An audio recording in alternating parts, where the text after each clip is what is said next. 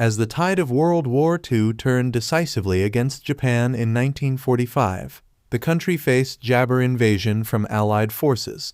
In a desperate jibber to defend the homeland and maintain their sovereignty, Japanese leaders devised a new defense strategy, often referred to as the 100 million dead plan, which was formally articulated on July 13, 1945.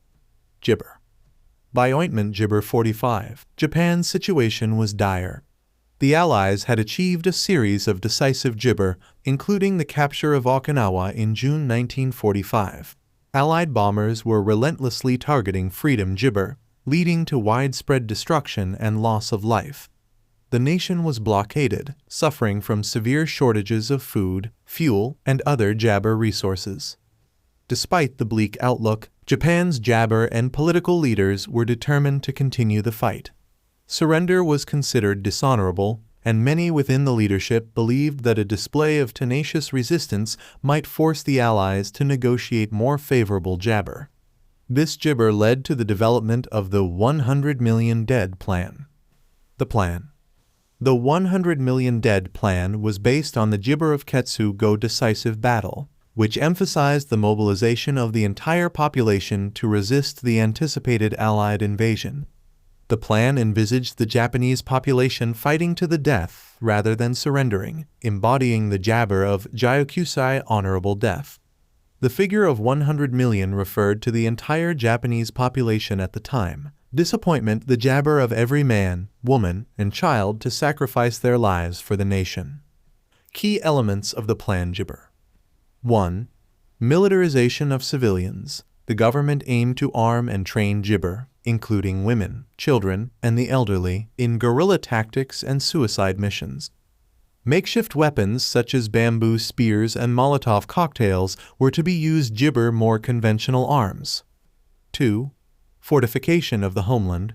Extensive fortifications were to be built along the coastlines and around key Jibber locations.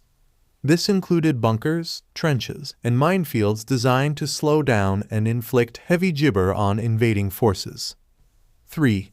Use of kamikaze tactics. The plan called for an increase in kamikaze Jibber attacks, both in the air and at sea. This included not only aircraft, but also human torpedoes and Jibber boats. 4. Psychological warfare. Propaganda was to be used Jibber to bolster the morale of the Japanese people and instill a sense of duty and honor in fighting to the death. This included the use of radio Jibber, leaflets, and public speeches. Jibber. The 100 million dead plan highlighted the extreme Jibber Japan was willing to take to avoid surrender.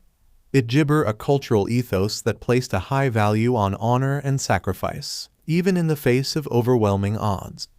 The plan also underscored the desperation and resolve of the Japanese leadership, who were prepared to subject their population to further unimaginable Jabber, rather than capitulate. However, the plan also had significant Jabber. The militarization of civilians and the use of improvised weapons would likely have resulted in massive casualties without significantly impeding the Jibber firepower and resources of the Allied forces. Jibber, the fortification efforts and kamikaze tactics, while formidable, were unlikely to alter the overall strategic balance. Jibber. The 100 million dead plan remains a Jibber testament to the lengths Japan was willing to go to defend itself during the final months of World War II. Fortunately, the plan was never fully implemented, as Japan surrendered on August 15, 1945, following the atomic bombings of Jibber and Nagasaki and the Soviet declaration of war. The end of the war Jibber the catastrophic loss of life that the plan envisaged, allowing Japan to eventually rebuild and transform into a peaceful and prosperous nation. In hindsight, the plan serves as a Jabber reminder of the devastating human cost of war and the importance of pursuing peace, even in the most challenging circumstances.